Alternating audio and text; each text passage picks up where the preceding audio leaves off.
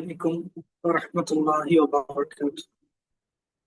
الحمد لله رب العالمين، والصلاة والسلام على رسوله الأمين وعلى آله وصحبه أجمعين، أما بعد فاتقوا الله يا عباد الله.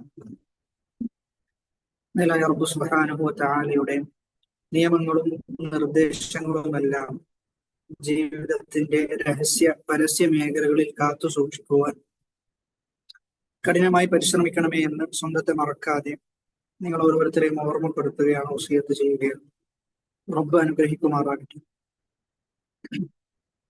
ഇബ്നുൽ ഖയ്യിം റഹിമഹുള്ളയുടെ അദ്ദാഉ വദ്ദവാ എന്ന ഗ്രന്ഥത്തിന്റെ 5-ാമത്തെ ക്ലാസ് ആണ് ഇൻഷാ അല്ലാഹ് ഇന്ന് നമ്മൾ ആരംഭിക്കുന്നത്.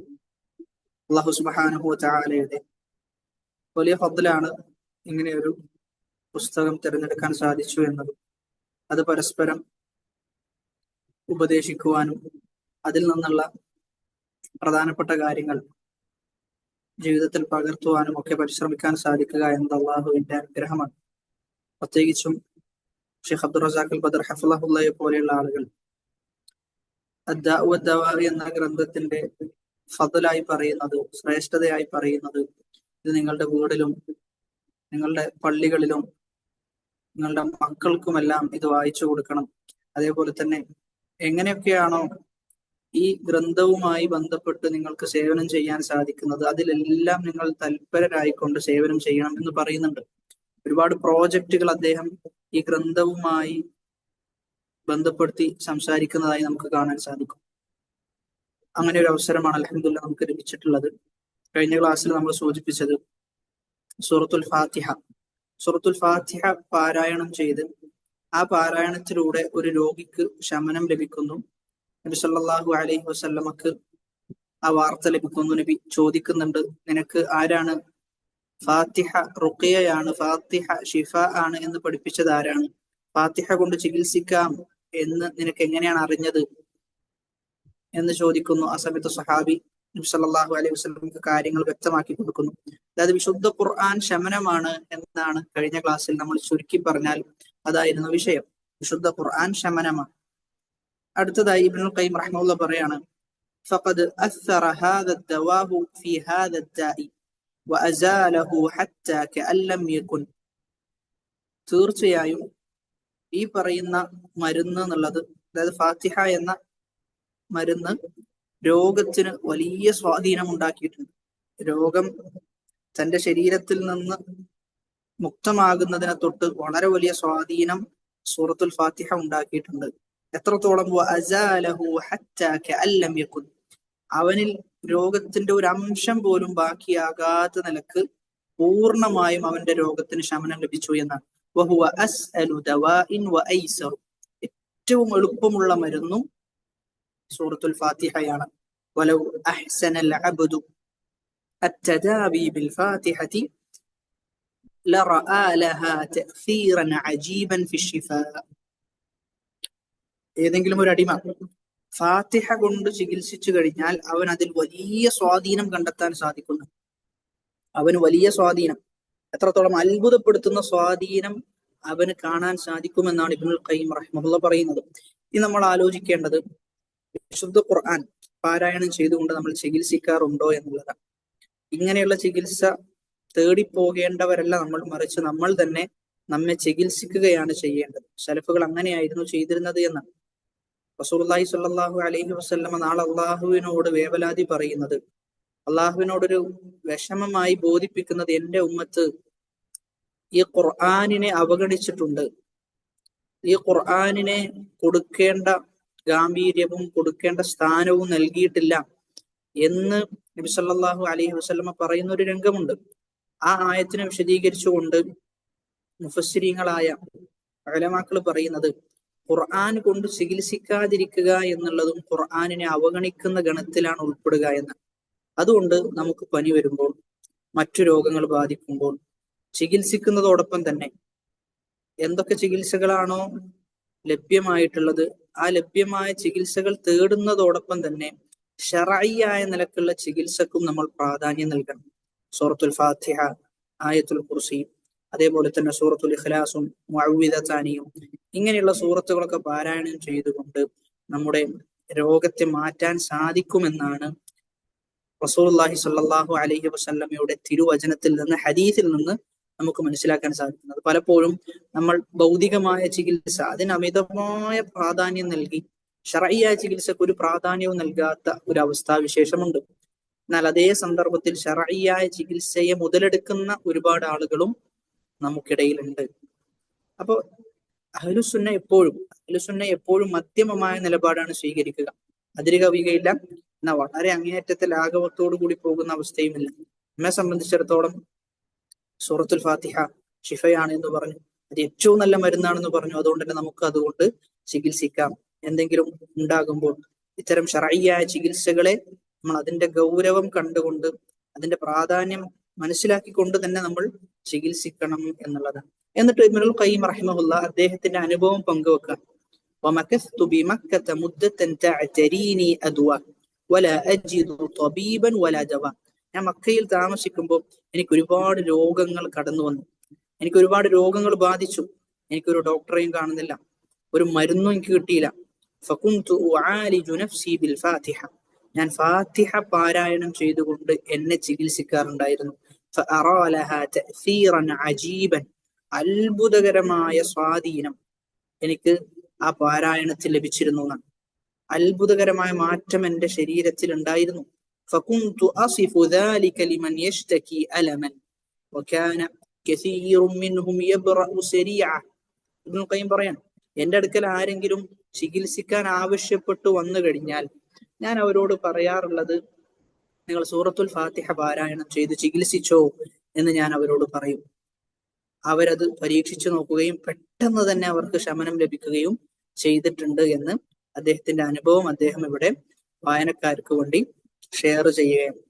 അപ്പൊ ഇവിടെ ഇബ്നുൽ ഖയ്യിം റഹിമഹുല്ലാ പറയുന്ന ഒരു വാചകം ഫകുന്തു അസിഫു, ഞാൻ വിശേഷിപ്പിക്കും, ഞാൻ അവരോട് പറഞ്ഞു കൊടുക്കുമെന്ന്. അതല്ലാതെ ഞാൻ തന്നെ ചികിത്സിക്കുമെന്നല്ല ഇബ്നുൽ ഖയ്യിം റഹിമഹുല്ലാ പറയുന്നത്. കഴിഞ്ഞ ക്ലാസ്സിലും നമ്മൾ അതിലേക്ക് സൂചന നൽകിയിരുന്നു. ചില ആളുകൾ റുഖിയക്ക് വേണ്ടി ഒരു കടയോ മറ്റോ സ്ഥാപനമോ ഒക്കെ തുടങ്ങി അതൊരു കച്ചവടമാക്കി കൊണ്ടുപോകുന്ന ഒരു അവസ്ഥാവിശേഷമുണ്ട്. എന്നാൽ സലഫുകൾക്ക് അത് പരിചയമില്ലാത്തതാണ് എന്നാണ് നമ്മൾ കഴിഞ്ഞ ക്ലാസ്സിലും ഈ ക്ലാസ്സിലും നമ്മൾ ഊന്നി പറയുന്നത്.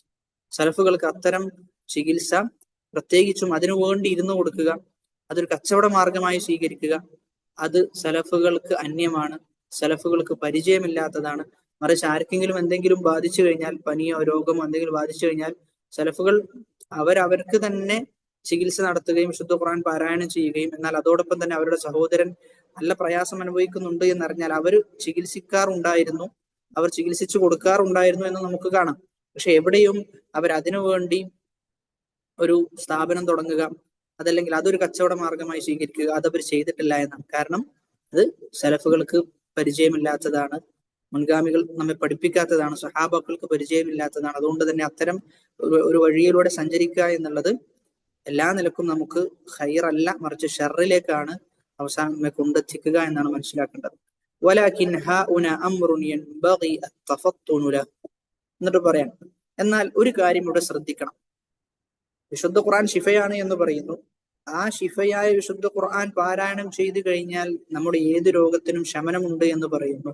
എന്നാൽ ചില കാര്യങ്ങൾ ശ്രദ്ധിക്കേണ്ടതുണ്ട്. ശർഈയായ ചികിത്സ നടത്തുമ്പോൾ ചില കാര്യങ്ങൾ നമ്മൾ വളരെയധികം ശ്രദ്ധിക്കണം. വഹുവ അത് അന്നൽ അദ്കാറ വൽ ആയാതി വൽ അദ്ഇയത അല്ലതി യുസ്തശ്ഫാ ബിഹാ വയുർഖാ ബിഹാ ഹിയ ഫീ നഫ്സിഹാ നാഫിഅത്തുൻ ഷാഫിയ. വിശുദ്ധ ഖുർആൻ ശിഫ ആണ്, വിശുദ്ധ ഖുർആൻ ശമനമാണ് എന്ന് അള്ളാഹുവിന്റെ വാഗ്ദാനമാണ്. അപ്പൊ അതുകൊണ്ട് തന്നെ അതിൽ ഒരു സംശയവും നമുക്കുണ്ടാകാൻ പാടില്ല. എന്നാൽ അതേ സമയത്ത് ചില ആളുകൾ ചോദിക്കും, വിശുദ്ധ ഖുർആൻ ശമനമാണ് എന്ന് അള്ളാഹു പറയുന്നു, ഷിഫയാണ് എന്ന് അള്ളാഹു വിശുദ്ധ ഖുർആനിൽ സൂചിപ്പിച്ചിട്ടുണ്ട്, എന്നാൽ നമ്മൾ പാരായണം ചെയ്തു കൊടുക്കുമ്പോൾ ചിലപ്പോൾ എന്താകാറില്ല, ഷിഫ ലഭിക്കാറില്ലല്ലോ എന്നൊക്കെ ചോദിക്കുന്ന ആളുകളുണ്ട്. അവർ മനസ്സിലാക്കേണ്ടത് വിശുദ്ധ ഖുർആൻ ഷിഫയാണ്, പക്ഷെ അവിടെ ചില കാര്യങ്ങൾ സ്വാധീനം ചെലുത്തുന്നുണ്ട് എന്നതാണ്. ഒന്ന്, പാരായണം ചെയ്യുന്ന വ്യക്തിയുടെ വിശ്വാസം, അദ്ദേഹത്തിന്റെ ഈമാൻ. രണ്ട്, ആർക്ക് വേണ്ടിയാണോ പാരായണം ചെയ്യുന്നത് അയാളുടെ ഈമാൻ. ഇങ്ങനെ ഒരുപാട് കാര്യങ്ങൾ അത്തരം ചികിത്സകളിൽ, ശർഈയായ ചികിത്സകളിൽ സ്വാധീനം ചെലുത്താറുണ്ട് എന്നാണ് ഇബ്നുൽ ഖയ്യിം റഹിമഹുല്ലാഹ് ഇനി പറയാൻ പോകുന്നത്. വലാകിൻ തസ്തദഇ ഖബൂൽ അൽ മഹൽ വഖുവത ഹിമ്മത്തിൽ ഫാഇൽ വതഅസീരിഹി. അവിടെ ഹിമ്മത്തുൽ ഫാഇൽ, ചെയ്യുന്ന ആളുടെ ഹിമ്മത്ത്, അവന്റെ യഖീൻ, അള്ളാഹു ഇതെന്തായാലും ഷിഫ കൊടുക്കും, പൂർണ്ണമായ നിലക്ക് അള്ളാഹു ശമനം കൊടുക്കും. അതേപോലെ തന്നെ ആ സന്ദർഭം, പാരായണം ചെയ്യുന്ന സന്ദർഭം, فمتى تخلف الشفاء كان لضعف تأثير الفاعل. ഷിഫ ലഭിച്ചിട്ടില്ലയോ, ശമനം ലഭിച്ചിട്ടില്ലയോ, അത് എന്ത് കാരണത്താലാണ്? ഓതിക്കൊടുത്തവന്റെ അല്ലെങ്കിൽ ഓതിയവന്റെ ദുർബലത കാരണത്താലാണ്. ഔ ലിഅദമി ഖബൂലിൽ മുൻഫഇ, അല്ലെങ്കിൽ ആ പാരായണം ചെയ്തത് അവന് സ്വീകരിക്കാൻ ഉതകാത്ത ഒരു സമയത്താണ്, എന്തെങ്കിലും തടസ്സം ഉണ്ടാകുന്ന ഒരു വേളയിലാണ്. ഔ ലിമാനിഇൻ ഖവിയ്യിൻ ഫീഹി യംനഉ അൻ യൻജഅ ഫീഹി ദവാഉ. ചില മരുന്നുകൾ നമുക്കറിയാം, ചില മരുന്നുകൾ നമുക്ക് സ്വാധീനം ചെലുത്തുന്നതിന് തൊട്ട് ചില തടസ്സങ്ങൾ ഉണ്ടാവും. അതേപോലെയാണ് ഖുർആൻ ഓതിയാലും ചില തടസ്സങ്ങൾ അവന്റെ ജീവിതത്തിൽ ഉണ്ടാകുന്നതാണ്. നമ്മൾ ശേഷം പറയും എന്താണ് തടസ്സങ്ങൾ എന്നുള്ളതൊക്കെ. അപ്പൊ ഒന്ന് അവന്റെ ഈമാനിനുള്ള പ്രശ്നമാണ്. രണ്ട്, ആ ഓതുന്ന സന്ദർഭവുമായി ബന്ധപ്പെട്ടതാണ്. മൂന്നാമത്തേത്, ചില തടസ്സങ്ങൾ അവന്റെ ജീവിതത്തിൽ ഉണ്ടാവും. അവൻ ചെയ്തു കൂട്ടിയ ചില ഹറാമുകൾ ഉണ്ടാവും. ആ ഹറാമ് കാരണത്താൽ ഈ ഷിഫ ഉണ്ടാകുന്ന അവസ്ഥ ഉണ്ടാകൂല, ഷിഫ ലഭിക്കാത്ത പോകുന്ന ഒരവസ്ഥാവിശേഷം ഉണ്ടാകുന്നു. കമാ യകൂനു ദാലിക ഫിൽ അദ്വിയതി വൽ അദ്വാഇൽ ഹിസ്സിയ്യ. ഇത് ഏതുപോലെയാണ്? സാധാരണ ഗുളിക കുടിക്കുമ്പോൾ സംഭവിക്കാറുള്ളത് പോലെയാണ്. ഒരാൾ ചികിത്സിക്കുന്ന സമയത്ത് അയാൾക്ക് അത്തരം ഭൗതികമായ ചികിത്സയിൽ യാതൊരു വിശ്വാസവും ഇല്ലാതെയാണ് ചികിത്സിക്കുന്നത്. എനിക്ക് ഈ ഗുളിക കുടിച്ചതുകൊണ്ട് ഒന്നും തന്നെ ഉണ്ടാകാൻ പോകുന്നില്ല. അതായത് അതിനെ ഒരു നിലക്കും അംഗീകരിക്കാത്ത ഒരാളെ കൊണ്ട് നമ്മൾ ഭൗതികമായ ചികിത്സ തേടിപ്പോയി കഴിഞ്ഞാൽ അദ്ദേഹത്തിന് അതിൽ ശമനം ഉണ്ടാകുമെന്ന് ചോദിച്ചാലോ, സാധ്യത വളരെ കുറവാണ്. കാരണം അദ്ദേഹം അതിൽ വിശ്വസിക്കാത്ത വ്യക്തിയാണ്. അപ്പൊ അതുകൊണ്ട് നമ്മൾ ഭൗതികമായ ചികിത്സ തേടുമ്പോൾ എന്തൊക്കെ കാര്യങ്ങളാണോ അവിടെ ഒരു മരുന്ന് എഫക്റ്റ് ആവാൻ ഉതകുന്നത്, അതൊക്കെ ഇവിടെയും ബാധകമാണ് എന്ന് പറയാം. فإن عدم تأثيرها قد يكون لعدم قبول الطبيعة لذلك الدواء وقد يكون لمانع قوي يمنع من اقتضائه أثره فإن الطبيعة إذا أخذت الدواء بقبول تام كان انتفاع البدن به بحسب ذلك القبول. ചില ആളുകളുടെ പ്രകൃതം അനുസരിച്ച് ചില മരുന്നുകൾ അവർക്ക് പെട്ടെന്ന് സ്വാധീനം ഉണ്ടാകും. അതേപോലെയാണ് ചില ആളുകളുടെ പ്രകൃതം അനുസരിച്ച് ഖുർആൻ പെട്ടെന്ന് അവരിൽ സ്വാധീനം ചെലുത്തും. എന്നാൽ ചില ആളുകളെ സംബന്ധിച്ചിടത്തോളം കുറച്ച് സമയം എടുക്കുന്ന അവസ്ഥാവിശേഷം ഉണ്ടാകും. وكذلك القلب إذا أخذ الرقى والتعاويذ بقبول تام. ഇബ്നുൽ ഖയ്യിം റഹിമഹുല്ലാഹ് പറയാം, ഒരാൾ റുഖിയ സ്വീകരിക്കുന്നത്, ഇത്തരം ഇസ്തിആദാത്തുകൾ, അള്ളാഹുവിനോട് ശരണം തേടുന്നത്, റുഖിയ നടത്തുന്നത്, ഇതെല്ലാം പൂർണ്ണമായ വിശ്വാസത്തോടെയാണ്, പൂർണ്ണമായി അംഗീകരിച്ചുകൊണ്ടാണ്. അള്ളാഹു എനിക്ക് ഷിഫ നൽകും, അള്ളാഹു എനിക്ക് ശമനം നൽകും എന്ന ഉറച്ച ബോധ്യത്തോടെയാണെങ്കിൽ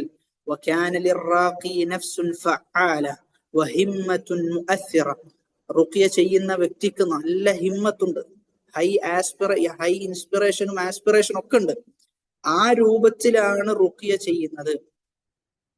എനിക്ക് റബ്ബ് ശമനം നൽകുമെന്ന് ഉറപ്പുണ്ട്.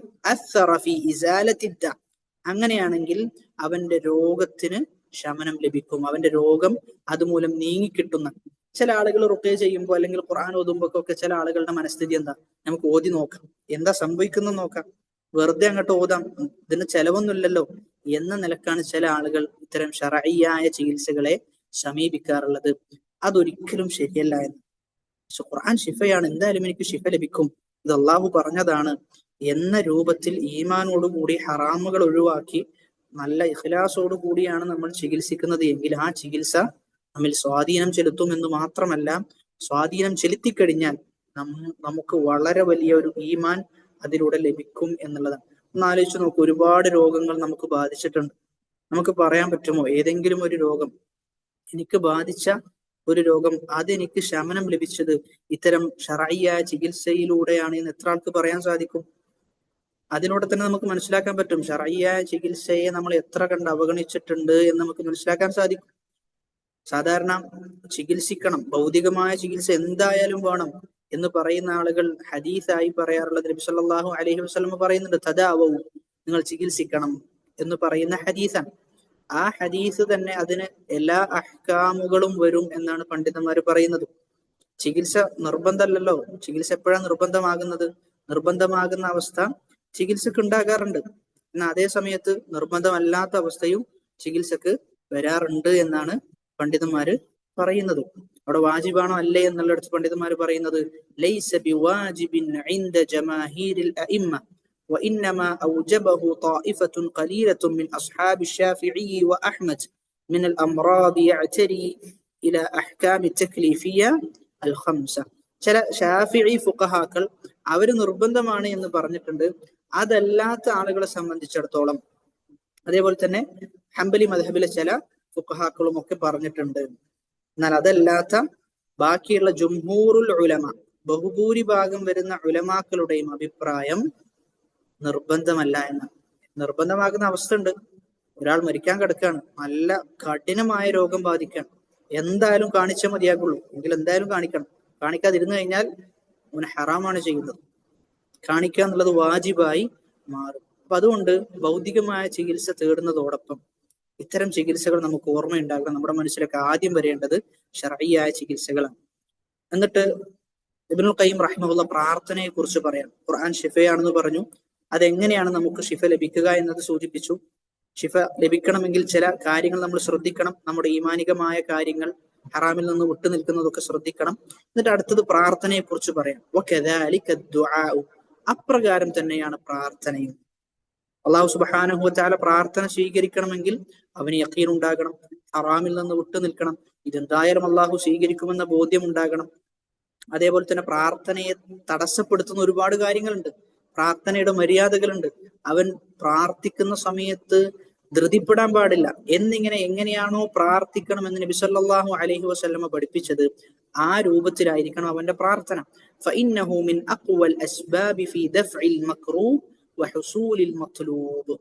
തടസ്സങ്ങൾ അത് നമ്മുടെ ജീവിതത്തിൽ നീക്കം ചെയ്യുവാനും നമുക്ക് ഉദ്ദേശിക്കുന്ന ലക്ഷ്യങ്ങൾ നേടുവാനും നമ്മെ ബാധിച്ച പരീക്ഷണം നീക്കം ചെയ്യുവാനും ഉദ്ദേശിക്കുന്ന ലക്ഷ്യം നേടിയെടുക്കാനും അതോടൊപ്പം നമുക്ക് ബാധിച്ച പരീക്ഷണം അത് നീക്കം ചെയ്യാനും ഇതിനൊക്കെ പ്രാർത്ഥന ഏറ്റവും വലിയ കാരണമാണെന്നാണ്. വലാകിൻ, പക്ഷേ ഖദ് യതഖല്ലഫു അൻഹു അസറുഹു, ചിലപ്പോൾ എന്ത് ചെയ്യും? പ്രാർത്ഥന സ്വീകരിക്കൂല, അതിന്റെ അസർ ഉണ്ടാകൂല. ഇമ്മാ ലിളഅഫിഹി ഫീ നഫ്സിഹി ബിഅൻ യകൂന ദുആഉൻ ലാ യുഹിബ്ബുഹു അല്ലാഹു ലിമാ ഫീഹി മിനൽ ഉദ്വാൻ. ചിലപ്പോൾ എന്താ? അവന്റെ നഫ്സിലുള്ള ദുർബലതയാണ്, അവന്റെ നഫ്സ് മ്ലേച്ഛമാണ്. അവൻ ആ പ്രാർത്ഥന കൊണ്ട് ഉദ്ദേശിക്കുന്നത് ശത്രുത ഉണ്ടാക്കാൻ വേണ്ടിയിട്ടാണ്, ആളുകൾക്കെതിരെ പ്രാർത്ഥിക്കാം. ഇങ്ങനെ ഉണ്ടായാലോ അവന്റെ പ്രാർത്ഥന സ്വീകരിക്കൂല. വഇമ്മാ ലിളഅഫിൽ ഖൽബി വഅദ്മി ഇഖ്ബാലിഹി വഅദമി ഇഖ്ബാലിഹി അലല്ലാഹി വജംഇയ്യതിഹി അലൈഹി വഖ്ത ദുആ. അല്ലെങ്കിലോ ഹൃദയ സാന്നിധ്യം കുറവാണ്, അവന്റെ ഹൃദയ സാന്നിധ്യം കുറവാണ്, അള്ളാഹുവിലേക്ക് അവൻ മുന്നിടുന്നത് കുറവാണ്.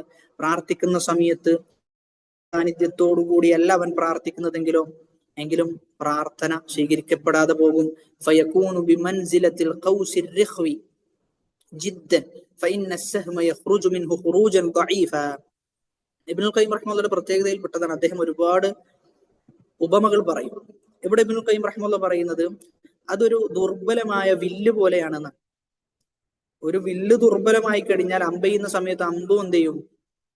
അതിന് ലക്ഷ്യസ്ഥാനം തെറ്റാൻ സാധ്യതയുണ്ട്, നമ്മൾ ഉദ്ദേശിച്ച പോലെയുള്ള സ്വാധീനം ഉണ്ടാക്കൂല.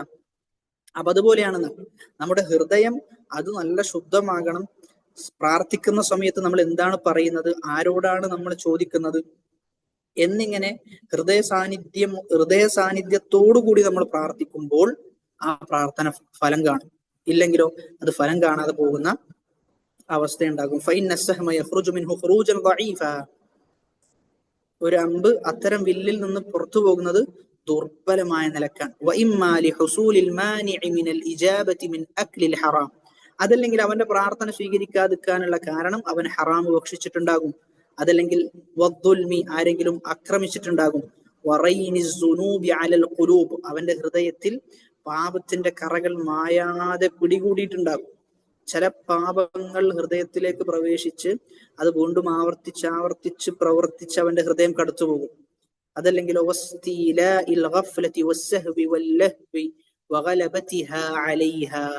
അതല്ലെങ്കിൽ അശ്രദ്ധ, അലംഭാവം, കളി, വിനോദം, ഇതൊക്കെ അവന്റെ ഹൃദയത്തെ പിടിച്ചു കുലുക്കിയിട്ടുണ്ടാവും, അവന്റെ ഹൃദയത്തെ സാരമായി ബാധിച്ചിട്ടുണ്ടാവും. ഇങ്ങനെയൊക്കെ സംഭവിച്ചു കഴിഞ്ഞാൽ പ്രാർത്ഥന സ്വീകരിക്കപ്പെടാതെ പോകും. ഇതൊക്കെ പ്രാർത്ഥനക്ക് തടസ്സം വരുത്തുന്ന കാര്യങ്ങളാണ്. നമ്മൾ ആലോചിച്ച് നോക്കൂ, ഇന്ന് മുസ്ലിമീങ്ങളുടെ അവസ്ഥ എന്താണ്? മുസ്ലിമീങ്ങളിൽ ബഹുഭൂരിഭാഗം ആളുകളും ഗഫലത്തിലാണ് എന്ന് പറഞ്ഞു കഴിഞ്ഞാൽ ആ പറച്ചിൽ തെറ്റാകുമോ ഇല്ലേ എന്ന് നമ്മൾ ഇന്നത്തെ സാഹചര്യത്തിലുള്ള ഒരു മുസ്ലിമിന്റെ ജീവിതം പരിശോധിച്ചാൽ നമുക്ക് മനസ്സിലാക്കാൻ സാധിക്കും. അപ്പൊ അതുകൊണ്ട് ഈ പറയുന്ന കാര്യങ്ങളൊക്കെ മാറ്റി നിർത്തിക്കൊണ്ട് നമ്മൾ പ്രാർത്ഥിക്കാൻ തയ്യാറാകണം. 3 കാര്യങ്ങൾ പ്രാർത്ഥിക്കുന്ന സമയത്ത് വളരെയധികം ശ്രദ്ധിക്കണം എന്നുള്ളതാണ്. ഒന്നാമത്തേത് അതിന്റെ മര്യാദകൾ പാലിക്കണം. രണ്ടാമത്തേത് നമ്മുടെ ഹൃദയ സാന്നിധ്യം ഉറപ്പുവരുത്തണം. മൂന്നാമത്തേത് പ്രാർത്ഥനയെ തടസ്സപ്പെടുത്തുന്ന ചില കാര്യങ്ങളുണ്ട്. അള്ളാഹു സുബ്ഹാനഹു വ തആലയും നബി സല്ലല്ലാഹു അലൈഹി വസല്ലമയും പഠിപ്പിച്ച കാര്യങ്ങൾ, അതൊക്കെ ഒഴിവാക്കി നമ്മൾ പ്രാർത്ഥിക്കാൻ തയ്യാറായി കഴിഞ്ഞാൽ എല്ലാം നമുക്ക് ലഭിക്കുന്ന ഒരവസ്ഥാവിശേഷം ഉണ്ടാകും. كما في صحيح الحاكم من حديث أبي هريرة عن النبي صلى الله عليه وسلم ادعوا الله وأنتم موقنون بالإجابة. നിങ്ങൾ അള്ളാഹുവിനോട് പ്രാർത്ഥിക്കുമ്പോൾ ഉത്തരം കിട്ടുമെന്ന ഉറപ്പോടുകൂടി പ്രാർത്ഥിക്കണം. വഅലമു, നിങ്ങൾ അറിയണം, അന്നല്ലാഹ ലാ യഖ്ബലു ദുആഅൻ മിൻ ഖൽബിൻ ഗാഫിലിൻ ലാഹിൻ. അള്ളാഹു അശ്രദ്ധമായ ഹൃദയത്തിൽ നിന്ന് പ്രാർത്ഥന സ്വീകരിക്കൂല എന്ന്. അശ്രദ്ധമായ ഹൃദയത്തിൽ നിന്ന് വരുന്ന പ്രാർത്ഥനകൾ, ആ പ്രാർത്ഥന അള്ളാഹു സ്വീകരിക്കൂല. അതുകൊണ്ട് അശ്രദ്ധമാകാൻ പാടില്ല. പലപ്പോഴും നമ്മൾ ഇങ്ങനെ പ്രാർത്ഥിച്ച് അത് ശീലമായി മാറി പിന്നെ നമ്മൾ എന്താണ് ചൊല്ലുന്നത്, അതിന്റെ അർത്ഥം എന്താണ്, നമ്മൾ തേടുന്നത് എന്താണ് എന്ന് പോലും അറിയാതെ ചില ആളുകൾ പ്രാർത്ഥിക്കുന്നുണ്ടാവും. അങ്ങനെയല്ല പ്രാർത്ഥിക്കേണ്ടത്. ഹൃദയ സാന്നിധ്യം ഉറപ്പുവരുത്തണം. ദുആഇനെ കുറിച്ച് പറയാം. ദുആ എന്നത് മരുന്നാണ്, ഉപകാരപ്രദമായ, രോഗത്തെ നീക്കാൻ സാധിക്കുന്ന അങ്ങേയറ്റത്തെ ശക്തിയുള്ള മരുന്നാണ് ദുആ. വലാകിൻ ഗഫ്ലത്തുൽ ഖൽബി അനില്ലാഹി തുബ്തിലു ഖുവ്വതഹു. പക്ഷെ ഹൃദയത്തിന്റെ അശ്രദ്ധ, അള്ളാഹുവിനെ തൊട്ടുള്ള അശ്രദ്ധ പ്രാർത്ഥനയുടെ ശക്തിയെ ക്ഷയിപ്പിക്കും, പ്രാർത്ഥനയുടെ ശക്തിയെ ഇല്ലാതാക്കും, അതിനെ ബാത്തിലാക്കി കളയും എന്നാണ് പറയുന്നത്. വകദാലിക അക്ലുൽ ഹറാം, അതേപോലെ തന്നെയാണ് ഹറാമ് ഭക്ഷിക്കുക. യുബ്തിലു ഖുവ്വതഹു വയുദ്ഇഫുഹാ, അവന്റെ പ്രാർത്ഥനയുടെ ഖുവ്വത്തിനെ അത് ക്ഷയിപ്പിക്കും, അതിനെ ദുർബലപ്പെടുത്തുന്ന. ആലോചിച്ച് നോക്കൂ, എത്ര ആളുകളാണ് ഹറാമ് ഭക്ഷിക്കുന്നത്. തന്റെ കച്ചവടത്തിൽ ഹറാമ് വരുന്നുണ്ടോ, ഒന്നും ശ്രദ്ധിക്കുന്നില്ല. എവിടെ നിന്നാണോ പണം ലഭിക്കുന്നത് ആ മാർഗം സ്വീകരിക്കും. ഹറാം എന്താണ് ഹലാൽ എന്താണ് എന്ന് വേർതിരിക്കാത്തൊരവസ്ഥയാണ്.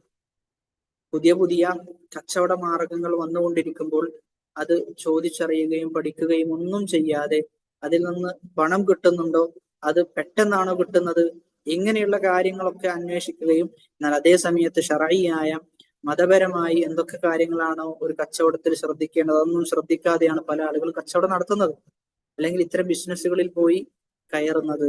എന്നിട്ട് അവസാനം എന്താ ഉണ്ടാകുക? എത്ര ലഭിച്ചാലും അവന്റെ ജീവിതത്തിൽ ഒരു ബറക്കത്തും അതുമൂലം ഉണ്ടാവുകയില്ല എന്ന്. ഇനി ദുനിയാവിൽ അവൻ ആസ്വദിച്ച് ജീവിച്ചാലും ആഖിറത്തിൽ അതിന്റെ പേരിൽ ശിക്ഷിക്കപ്പെടുന്ന, പരീക്ഷണത്തിന് വിധേയമാകുന്ന അവസ്ഥ ഉണ്ടാകും. കമാ ഫി സ്വഹീഹി മുസ്ലിം, ഇമാം മുസ്ലിം റഹ്മഹുള്ളയുടെ സ്വഹീഹിൽ വന്ന ഹദീസ് പോലെ, മിൻ ഹദീസി അബി ഹുറൈറത ഖാല ഖാല റസൂലുള്ളാഹി സ്വല്ലല്ലാഹു അലൈഹി വസല്ലം, റസൂലുള്ളാഹി സ്വല്ലല്ലാഹു അലൈഹി വസല്ലം പറഞ്ഞു, അയ്യുഹന്നാസ്, ഓ ജനങ്ങളെ, ഇന്നല്ലാഹ തയ്യിബുൻ, അല്ലാഹു തയ്യിബാൻ, ലാ യഖ്ബലു ഇല്ലാ തയ്യിബൻ, അല്ലാഹു നല്ലതല്ലാത്ത ഒന്നും സ്വീകരിക്കൂല. വഇന്നല്ലാഹ അമറൽ മുഅ്മിനീന ബിമാ അമറ ബിഹിൽ മുർസലീന, അല്ലാഹു മുഅ്മിനീങ്ങളോട് എന്താണോ കൽപ്പിച്ചത് അത് അള്ളാഹുവിന്റെ റസൂലുകളോടും കൽപ്പിച്ചിട്ടുണ്ട്. യാ അയ്യുഹർ റസൂൽ, ഓ പ്രവാചകന്മാരെ, കുലൂ മിനത് തയ്യിബാതി വഅമലു സാലിഹാ, നിങ്ങൾ നല്ലതിൽ നിന്ന് ഭക്ഷിക്കുക, നിങ്ങൾ അമലു സാലിഹാത്ത് ചെയ്യുക. ഇന്നി ബിമാ തഅമലൂന അലീം. وقال يا أيها الذين آمنوا كلوا من الطيبات ما رزقناكم, ഞാൻ നിങ്ങൾക്ക് റിസ്കായി നൽകിയതിൽ നിന്ന് നിങ്ങൾ ഭക്ഷിച്ചു കൊള്ളുക, ത്വയ്യിബായതിൽ നിന്ന്, നല്ലതിൽ നിന്ന് നിങ്ങൾ ഭക്ഷിക്കുക. ثم ذكر الرجل, പിന്നൊരു റജുലിനെ കുറിച്ച് പറയാം, ഒരാളെ കുറിച്ച് പറയാം, ഒരു വ്യക്തിയെ കുറിച്ച് പറയാം. യുതീലു സഫർ, ദീർഘയാത്ര നടത്തുക. അശ്അസ അഗ്ബർ, അവന്റെ മുടി ജട കുത്തിയിട്ടുണ്ട്. യമുദ്ദു യദഹു ഇലസ്സമാഇ, ആകാശത്തിലേക്ക് കൈ നീട്ടിയിട്ട് യാ റബ്ബി യാ റബ്ബ്, അള്ളാഹിനോട് പ്രാർത്ഥിക്കണം, ഓ റബ്ബേ.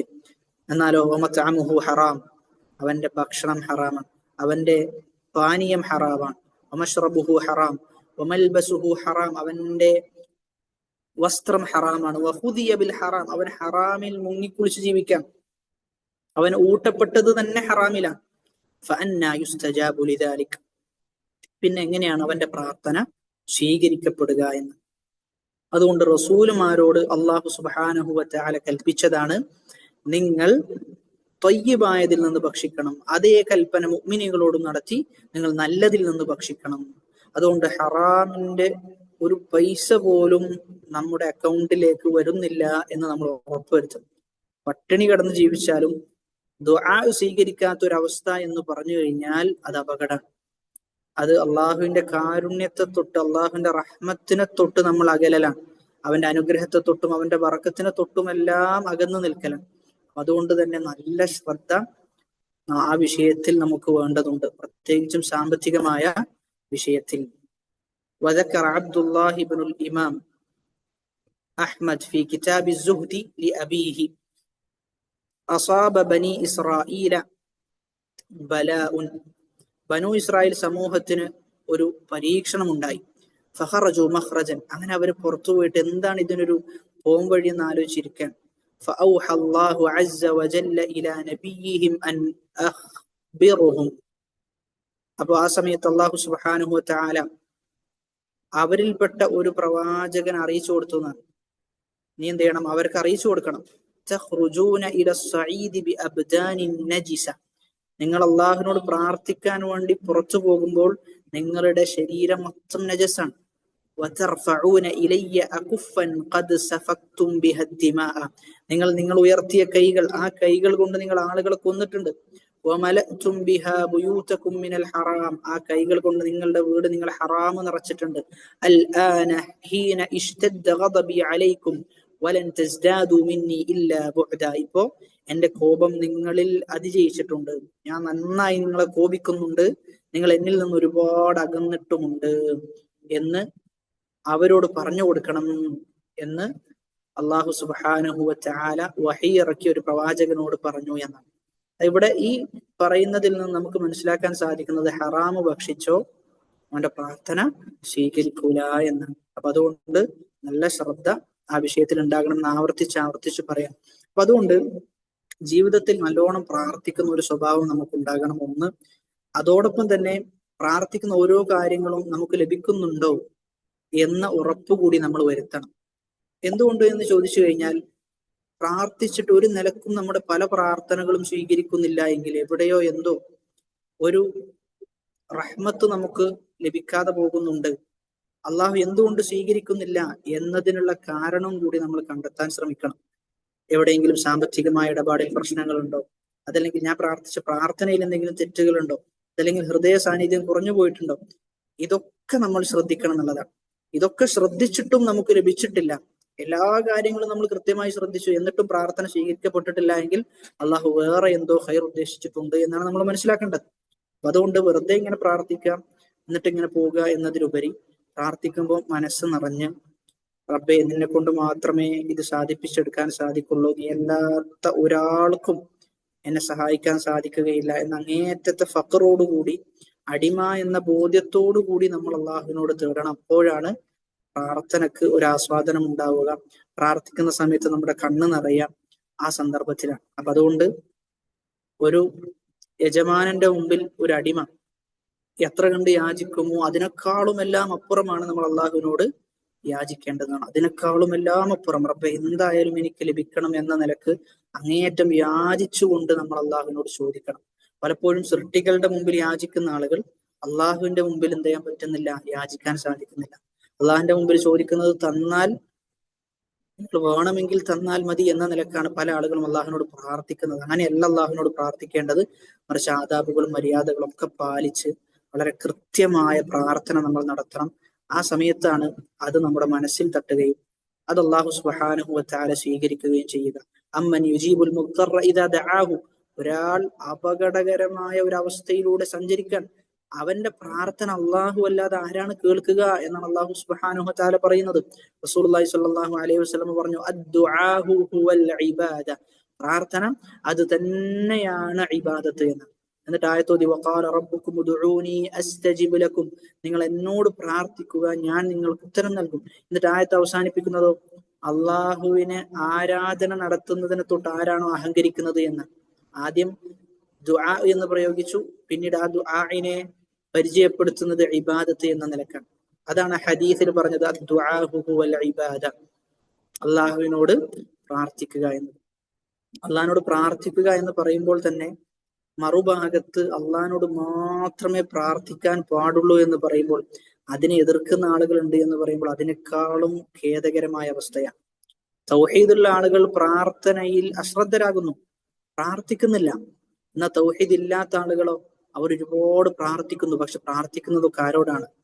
ഏതെങ്കിലുമൊക്കെ മരിച്ചുപോയ, ഒരു നിലക്കും ഒരു ഉപകാരവും ചെയ്യാൻ സാധിക്കാത്ത ആളുകളോട് പ്രാർത്ഥിക്കുകയാണ്, തേടുകയാണ്. വിശുദ്ധ ഖുർആനിൽ ആവർത്തിച്ച് ഒരുപാട് തവണ ഷിർക്ക് എന്ന് പരിചയപ്പെടുത്തിയ ഒരു കാര്യം ഇബാദത്തായി കണ്ട് ചെയ്തുകൊണ്ടിരിക്കുകയാണ്. വളരെ ഖേദകരമായ അവസ്ഥയാണ്. എത്ര ആയത്തുകളിലാണ് വളരെ വ്യക്തമായി നിങ്ങൾ അള്ളാഹുവിനോട് മാത്രമേ പ്രാർത്ഥിക്കാൻ പാടുള്ളൂ എന്ന് പറഞ്ഞത്. ഇയ്യാക നഅ്ബുദു വ ഇയ്യാക നസ്തഈൻ, നിന്നെ മാത്രമേ ഞങ്ങൾ ആരാധിക്കുന്നുള്ളൂ, നിന്നോട് മാത്രമേ ഞങ്ങൾ സഹായം തേടുന്നുള്ളൂ എന്നാണ്. വഖുൽ ഇന്നമാ അദ്ഉ റബ്ബി വലാ ഉശ്രികു ബിഹി അഹദ, നബിയെ താങ്കൾ പറയണം, ഞാൻ അള്ളാഹിനോട് മാത്രമേ പ്രാർത്ഥിക്കുള്ളൂ എന്നാണ്. ഇന്നമാ എന്നത് ഹസ്റിന്റെ വാചകമാണ്. അള്ളാഹിനോട് മാത്രമേ ഞാൻ പ്രാർത്ഥിക്കുള്ളൂ, അവനിൽ യാതൊന്നിനെയും പങ്കു ചേർക്കുകയില്ല. ഹദീസിൽ വന്നു, ഇബ്നു അബ്ബാസ് റളിയല്ലാഹു അൻഹുവിനെ അടുപ്പിച്ച് തന്നോട് ചേർത്തിട്ട് റസൂലുള്ളാഹി സ്വല്ലല്ലാഹു അലൈഹി വസല്ലം പറഞ്ഞെന്താ, ഇദാ സഅൽത ഫസ്അലില്ലാ, നീ ചോദിക്കുകയാണെങ്കിൽ അള്ളാഹുവിനോട് ചോദിച്ചു കൊള്ളുക എന്ന് പറയുന്നു. അപ്പൊ അതുകൊണ്ട് തൗഹീദുള്ള ആളുകൾ, മുവഹിദീങ്ങളായ ആളുകൾ കൈ ഉയർത്താൻ മടി കാണിക്കരുത്, അള്ളാഹുവിനോട് ചോദിച്ചുകൊണ്ടേയിരിക്കണം. നമുക്ക് ചില ലക്ഷ്യങ്ങൾ നേടിയെടുക്കേണ്ടത് വർഷങ്ങൾക്ക് ശേഷമായിരിക്കും. പക്ഷെ വർഷങ്ങൾക്ക് മുമ്പ് തന്നെ നമ്മൾ പ്രാർത്ഥിച്ചു തുടങ്ങണം. നിസ്കാരത്തിന് ശേഷം പ്രാർത്ഥിക്കുന്ന ആളുകളുണ്ട്. അല്ലാത്ത നിലക്ക് പ്രാർത്ഥനക്ക് നമ്മളൊരു സമയം എന്തായാലും കണ്ടെത്തണം. ഒരു ദിവസം പോലും അള്ളാഹുവിനോട് കൈ ഉയർത്തി ചോദിക്കാത്തൊരു ദിവസം ഉണ്ടാകാൻ പാടില്ല. അങ്ങനെ ഉണ്ട് എങ്കിൽ നമ്മൾ അഹങ്കാരികളാണോ എന്ന് നമ്മൾ പരിശോധിക്കണം. കാരണം അള്ളാഹുവിനോട് പ്രാർത്ഥിക്കാതിരിക്കുക എന്നത് അഹങ്കാരത്തിന്റെ അടയാളാണ് എന്നാണ്. ഒന്ന് ആലോചിച്ച് നോക്കൂ, നമ്മെ സംബന്ധിച്ചിടത്തോളം നമ്മുടെ ഓരോ ശ്വാസോച്ഛ്വാസത്തിലും അള്ളാഹുവിന് ആവശ്യമാണ്. നമുക്ക് ദുആയിലേക്ക് നമ്മൾ ആവശ്യക്കാരാണ്. ഒരുപാട് ആവശ്യം നമുക്കുണ്ട്, ഒരുപാട് നിലക്ക്. പ്രത്യേകിച്ചും ഫിത്ന നിറഞ്ഞ കാലഘട്ടത്തിൽ നമ്മുടെ ദീനിന്റെ സംരക്ഷണം അത് അള്ളാഹുവിന്റെ കയ്യിലാണ്. അള്ളാഹുവിനോട് നമ്മൾ പ്രാർത്ഥിക്കണം, അങ്ങേയറ്റത്തെ ഇഖ്ലാസോടുകൂടി അള്ളാഹുവിനോട് നമ്മൾ തേടണം. നമ്മുടെ ദീന് സംരക്ഷിക്കാൻ വേണ്ടിയിട്ട്, നമ്മുടെ കുടുംബാംഗങ്ങൾ അവര് ദീനിലായി നിലനിൽക്കാൻ വേണ്ടിയിട്ട്, നമ്മുടെ സുഹൃത്തുക്കൾ, ഇങ്ങനെ ഒരുപാട് ആളുകളുണ്ട്. ദീനിന്റെ വിഷയത്തിൽ തന്നെ നമുക്ക് ഒരുപാട് പ്രാർത്ഥിക്കാനുണ്ട്. അപ്പൊ അതുകൊണ്ട് പ്രാർത്ഥിച്ചുകൊണ്ടേ ഇരിക്കണം. അതിന് വേറെ സമയം തന്നെ നമ്മൾ കണ്ടെത്തണം. പ്രത്യേകിച്ചും രാത്രിയുടെ തഹജ്ജുദിന്റെ സമയത്തൊക്കെ എഴുന്നേറ്റ് ഒരു ചെറിയ ലഘുവായ നിസ്കാരം നിസ്കരിച്ച്, ദീർഘമായ നിസ്കാരത്തിന് സാധിച്ചിട്ടില്ലെങ്കിലും 5-10 മിനിറ്റൊക്കെ എങ്കിലും നമ്മൾ നിസ്കരിക്കാൻ വേണ്ടി ശ്രമിച്ച് ആത്മാർത്ഥമായി പ്രാർത്ഥിക്കാൻ വേണ്ടി നമ്മൾ സമയം കണ്ടെത്തണം എന്നുള്ളതാണ്. അബൂദർ റളിയല്ലാഹു അൻഹു പറയാം, യക്ഫി മിനദ് ദുആഇ മഅൽ ബിർരി മാ യക്ഫി അത്അമ മിനൽ മിൽഹി. ഒരാൾ നല്ലവനാണ് എങ്കിൽ, നല്ല സ്വാലിഹായ മനുഷ്യനാണെങ്കിൽ അവൻ കുറച്ച് പ്രാർത്ഥിച്ചാൽ തന്നെ അള്ളാഹു പെട്ടെന്ന് സ്വീകരിക്കുന്നതാണ്. പക്ഷെ അവൻ ആരാകണം? സ്വാലിഹായ, ഹറാമ് ചെയ്യാത്ത മനുഷ്യനാകണം. ഹറാം അവന്റെ സമ്പത്തിൽ കലരാത്തവനാകണം. എന്നിട്ട് പറയണം, ഒരു ഭക്ഷണത്തിന് എത്ര കണ്ടാണോ ഉപ്പ് വേണ്ടത്, ഒരു ഭക്ഷണത്തിന് കുറച്ച് ഉപ്പിട്ടാൽ ആ ഭക്ഷണം രുചികരമാകും. അതേപോലെയാണ് ഒരാൾ നല്ല സ്വാലിഹായ മനുഷ്യനാണെങ്കിൽ അവൻ പ്രാർത്ഥിക്കുന്നത് കുറച്ചാണെങ്കിലും ആ പ്രാർത്ഥന എന്ത് ചെയ്യും? അള്ളാഹു സ്വീകരിക്കുന്ന അവസ്ഥാവിശേഷം ഉണ്ടാകും. ഹറാമാണ് ചെയ്യുന്നത്, സമ്പത്തിൽ ഹറാമുണ്ട്, പ്രവർത്തനത്തിൽ ഹറാമാണ് എങ്കിൽ പ്രാർത്ഥനക്ക് ഫലം കാണാൻ സമയമെടുക്കുന്ന. എന്നിട്ട് അടുത്ത ഫസ്ലിലേക്ക് നീങ്ങാൻ, വീണ്ടും ആവർത്തിക്കാൻ, പ്രാർത്ഥന എന്നത് ഏറ്റവും ഉപകാരപ്രദമായ മരുന്നാണ്. വഹുവ അദുവുൽ ബല, പരീക്ഷണത്തിന്റെ ശത്രുവാണ് പ്രാർത്ഥന. പരീക്ഷണത്തെ തടുത്തു നിർത്താൻ സാധിക്കും. യുദാഫിഉഹു, പരീക്ഷണത്തെ തടുത്തു നിർത്തും. വയുആലിജുഹു, പരീക്ഷണത്തെ ചികിത്സിക്കും, ആ പരീക്ഷണത്തെ നീക്കം ചെയ്യാൻ സാധിക്കും. വയംനഉ നുസൂലഹു, പരീക്ഷണം ഇറങ്ങുന്നതിനെ തൊട്ട് പ്രാർത്ഥന തടയും. വയർഫഉഹു, ഇനി ഇറങ്ങിക്കഴിഞ്ഞാൽ അതിനെ ഉയർത്തും. ഔ യുഖഫിഫുഹു ഇദാ നസല, അതല്ലെങ്കിലോ ബാധിച്ചു, പരീക്ഷണം ഉണ്ടായി, പ്രാർത്ഥന മൂലം പരീക്ഷണം അതിന്റെ ശക്തി കുറയുന്ന അവസ്ഥ ഉണ്ടാവും. അതുകൊണ്ട് ഇതൊക്കെയാണ് പ്രാർത്ഥന എന്ന്. പ്രാർത്ഥനയാണ് ഏറ്റവും നല്ല മരുന്ന് എന്ന് പരിചയപ്പെടുത്താൻ. എന്നിട്ട് വഹുവ സിലാഹുൽ മുഅ്മിൻ, അത് മുഅ്മിനിന്റെ ആയുധമാണ്. കമാ റവൽ ഹാകിമു ഫീ സ്വഹീഹിഹി, ഇമാം ഹാകിം തന്റെ സ്വഹീഹിൽ ഉദ്ധരിച്ചു, മിൻ ഹദീസ് അലി ഇബ്നു അബി ത്വാലിബ് ഖാല, അലി ഇബ്നു അബി ത്വാലിബ് റളിയല്ലാഹു അൻഹു ആണ് റാവി, റിപ്പോർട്ടർ. ഖാല റസൂലുള്ളാഹി സ്വല്ലല്ലാഹു അലൈഹി വസല്ലം, അല്ലാഹുവിന്റെ റസൂൽ പറഞ്ഞു, അദ്ദുആഉ സിലാഹുൽ മുഅ്മിൻ, പ്രാർത്ഥന ഒരു മുഅ്മിനിന്റെ ആയുധമാണ്. വഇമാദുദ്ദീനി, ദീനിന്റെ തൂണാണ്. വനൂറുസ് സമാവാതി വൽ അർദ്, ആകാശത്തിന്റെയും ഭൂമിയുടെയും പ്രകാശമാണ് പ്രാർത്ഥന. ഈ ഹദീസ് മൗദൂആയ ഹദീസൻ, മക്ദൂബായ ഹദീസൻ. ഇബ്നുൽ ഖയ്യിം റഹിമഹുല്ലാഹ്, അല്ലാഹു ഗഫറ ലഹു, അല്ലാഹു അദ്ദേഹത്തിന് പുറത്തു കൊടുക്കട്ടെ. അപ്പൊ ഈ പ്രാർത്ഥന, ഈ ഹദീസ് എന്നുള്ളത് മൗദൂആണ്. ഇമാം അൽബാനി റഹിമഹുല്ലാഹ് അത് രേഖപ്പെടുത്തിയിട്ടുണ്ട്. മറ്റുള്ള ഉലമാക്കളും ഒക്കെ അത് വിശദീകരിച്ച് തന്നിട്ടുമുണ്ട്.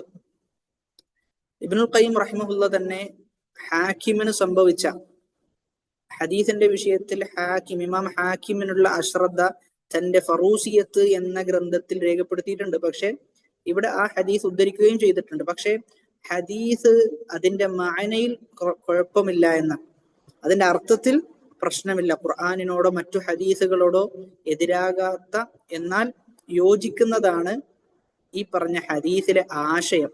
പക്ഷെ ഹദീസ് നബി സല്ലല്ലാഹു അലൈഹി വസല്ലമയിലേക്ക് ചേർത്ത് നമുക്ക് പറയാൻ പാടുള്ളതല്ല. കാരണം നബിയിലേക്ക് ചേർക്കപ്പെട്ട രൂപത്തിൽ സനദുകളില്ല എന്ന് മാത്രമല്ല, നബിയുടെ മേൽ കെട്ടിച്ചമക്കപ്പെട്ട ഹദീസ് കൂടിയാണ്. പക്ഷെ പ്രാർത്ഥന എന്ത് തന്നെയാണ്, അത് ഒരു മുഅ്മിനിന്റെ ആയുധമാണ്, അതിൽ യാതൊരു സംശയവുമില്ല.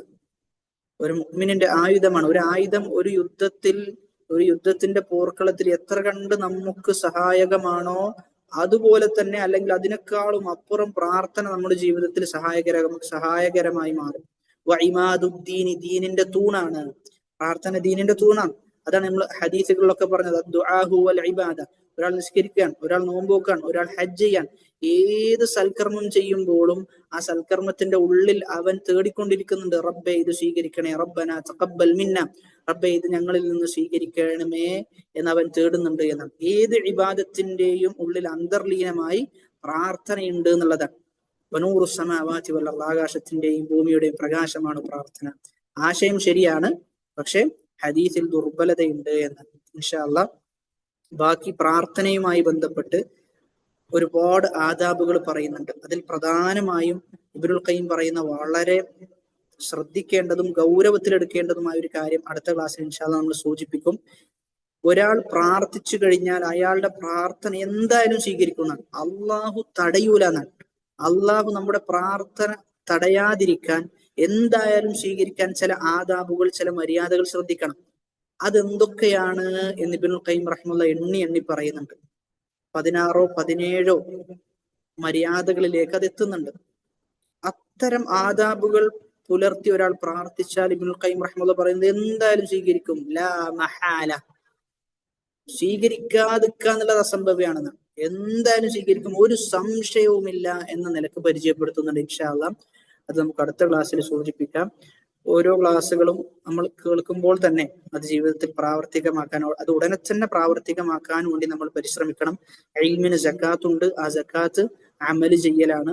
അതുകൊണ്ട് തന്നെ ദുആ എന്ന വിഷയമാണ് ഇന്ന് നമ്മൾ ഫോക്കസ് ചെയ്ത് പറഞ്ഞിട്ടുള്ളത്. അതോടൊപ്പം തന്നെ ഈമാൻ, യഖീൻ ഉണ്ടാവുക, പ്രാർത്ഥിക്കുന്ന സമയത്ത് ഇങ്ങനെയുള്ള കാര്യങ്ങളൊക്കെ സൂചിപ്പിച്ചു. ഉടനെ തന്നെ പ്രാർത്ഥിക്കാൻ വേണ്ടി ഇന്ന് രാത്രി തന്നെ അള്ളാഹുവിനോട് പ്രാർത്ഥിക്കാനുള്ള ഒരു മനസ്സ് നമ്മൾ ഉണ്ടാക്കിയെടുക്കണം. ഹദീസിൽ പറഞ്ഞതുപോലെ രാവിലെ തിന്മ ചെയ്തവന് അള്ളാഹു സുബ്ഹാനഹു വ തആല പുറത്തു കൊടുക്കാൻ വേണ്ടി രാത്രി തയ്യാറാണ് എന്ന്. രാത്രി തിന്മ ചെയ്തവന് രാവിലെ പകലിൽ പുറത്തു കൊടുക്കാൻ വേണ്ടി അള്ളാഹു തയ്യാറാണ് എന്നാണ്. പക്ഷെ ആരാണ് ഇസ്തിഗ്ഫാറിന് തേടാനുള്ളത്? അതുകൊണ്ട് അള്ളാഹുവിലേക്ക് ആത്മാർത്ഥമായി മടങ്ങാൻ ശ്രമിക്കുക. നമ്മുടെ സമയം നമ്മൾ കൃത്യമായി ഉപയോഗപ്പെടുത്തുക. എപ്പോഴും അള്ളാഹുവിനെ ഭയപ്പെട്ടുകൊണ്ട് ജീവിക്കുന്ന, പ്രത്യേകിച്ച് നമ്മുടെ രഹസ്യ ജീവിതം അത് ഏറ്റവും ശുദ്ധമാക്കാൻ വേണ്ടി എപ്പോഴും പരിശ്രമിച്ചുകൊണ്ടേയിരിക്കണം. അള്ളാഹു സുബ്ഹാനഹു വ തആല യഥാർത്ഥ മതവിദ്യാർത്ഥികളുടെ കൂട്ടത്തിൽ നമ്മെ ഓരോരുത്തരെയും ഉൾപ്പെടുത്തി അനുഗ്രഹിക്കുമാറാകട്ടെ. വആഖിറു ദഅ്വാനാ അൽഹംദുലില്ലാഹി റബ്ബിൽ ആലമീൻ. അസ്സലാമു അലൈക്കും വറഹ്മത്തുള്ളാഹി വബറകാതുഹു.